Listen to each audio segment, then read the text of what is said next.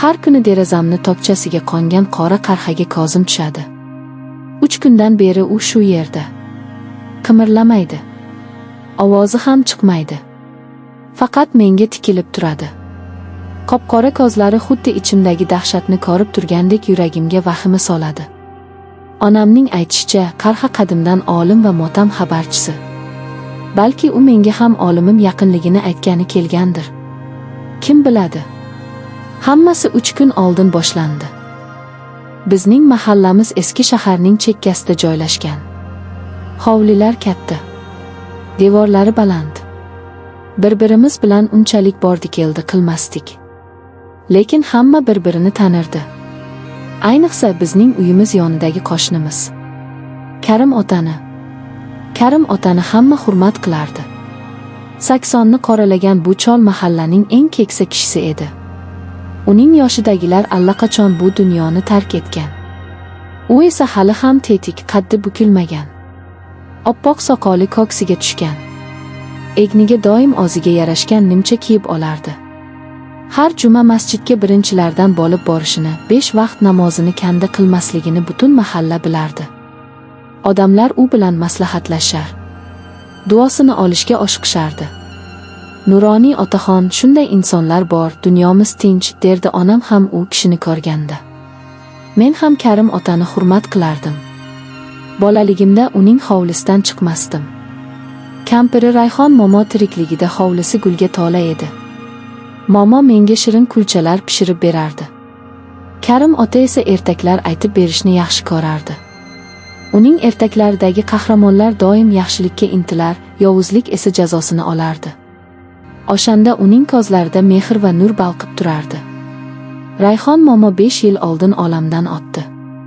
O'shandan beri Karim ota yolg'iz yashay boshladi. Farzandlari shaharda o'zlari bilan o'zlari bo'lib ketishgan.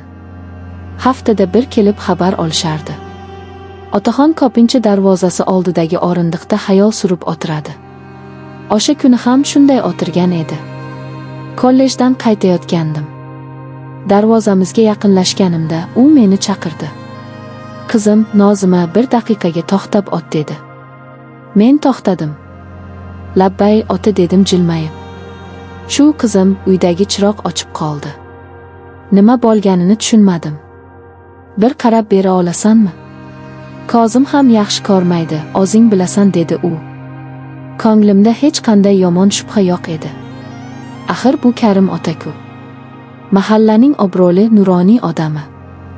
"Albatta ota, hozir kiyimlarimni almashtirib chiqay" dedim. Uyimga kirib tezgina ust-boshimni almashtirdim. Onamga qo'shnimizning chirog'ini tuzatib berish uchun chiqayotganimni aytdim. Onam ham "Yaxshi qilibsan, qizim, savob bo'ladi. Qariyaning ko'nglini olish kerak" deb qo'ydi. Karim otaning hovlisiga qadam qo'ydim. Hamma yoq suv quygandek jimjit. Rayhon momoning gullaridan asar ham qolmabdi. Hovlining o'rtasidagi sori ham qarovsizlikdan bir ahvolda. "Qani ota, qayerdagi chiroq?" dedim atrofga alanglab. Ichkarida "Qizim, yur" dedi va meni uyga boshladi. Uyning ichi anchadan beri yig'ishtirilmagan, dim va yoqimsiz hid kelardi. Eski mebellar, sarg'ayib ketgan pardalar. Bir paytlar Rayhon momo tirikligida bu uy qanchalar fayzli edi. "Mana shu yer" dedi u mehmonxonaga ishora qilib. Shu qandil yonmay qoldi. Men shiftga qaradim. Oddiy eski qandil. "Hozir ota, balki lampochkasi kuygandir" dedim va stulni olib ustiga chiqdim. Lampochkani buray boshladim. Lekin u butun ekan. "Yo'q ota, lampochkasi joyida. Balki boshqa joyida muammo bordir" dedim pastga tushib. "Ha mayli qizim, qo'yaver. O'zim bir amallarman. Kel o'tir, bir piyola choy ichib ket" dedi galati jilmayib. Men noqulay ahvolga tushdim. "Yo'q rahmat ota, uyda ishim ko'p edi" dedim tezroq chiqib ketishga chog'lanib. "Shoshma qizim, shoshma" dedi va eshik tomonga yurdi. Men endi chiqib ketaman deb o'ylagandim. Ammo u eshikni ichkaridan qulflab qo'ydi. Yuragim shuv etib ketdi. "Ota, nima qilyapsiz?" dedim ovozim titrab. U menga qarab o'girildi. Uning yuzida men bilgan o'sha nuroniylik va mehrdan asar ham qolmagandi. Ko'zlari galati yonardi, lablarida sovuq tabassum qotib qolgandi. Butunlay boshqa odamga aylangandi. "Qo'rqma qizim, qo'rqma", dedi u menga yaqinlashib. "Senga hech nima qilmayman." Ammo uning har bir qadami meni dahshatga solardi. Men orqaga tisarila boshladim. "Ota, iltimos, eshikni oching. Onam xavotir oladilar." U esa gapimga e'tibor bermadi. Yaqinlashib qo'limdan mahkam ushladi. Qarigan, tirishib qolgan qo'llari temirdek qattiq edi. "Sen juda chiroylisan, Nozima", dedi.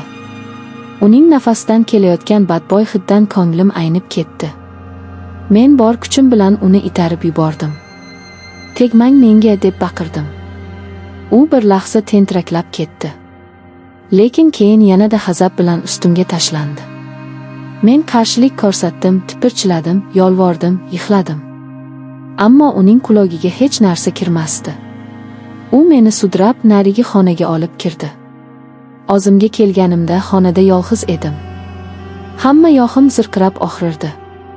Egnimdagi kiyimlarim yirtilgan, sochlarim to'zg'igan. Ruhim olgandi. O'rnimdan turishga majolim yo'q edi. Bir nuqtaga tikilib qancha yotganimni bilmayman. Bir payt eshikning taqillagani eshitildi. Onamning ovozi keldi. "Karim ota, Nozima shu yerdanmasmi?" Yuragim orqaga tortib ketdi. O'rnimdan sakrab turdim. Oynadan qarasam, onam darvoza oldida turibdi. Karim ota esa sorida xotirjam choy ichib o'tirardi. Ha, qo'shni shu yerda edi. Chirog'imni tuzatib berdi-da, hozirgina chiqib ketdi. "Uylaringizga kirib ketgandir", dedi u xotirjamlik bilan. Onam unga ishonib orqasiga qaytdi. Men nima qilishni bilmasdim. Agar hozir chiqib hammasini aytsam, nima bo'ladi? Hech kim menga ishonmaydi. Hamma Karim otaga ishonadi. U nuroniy, taqvodor chol. Men nima deyman? Uning uyiga o'zim kirganman-ku. Qo'rquv, uyat, chorasizlik butun vujudimni qamrab oldi. Yig'lashga ham kuchim qolmagandi. Orqa eshikdan chiqib, devordan oshib o'z hovlimizga otdim. Hech kimga ko'rinmay xonamga kirib oldim.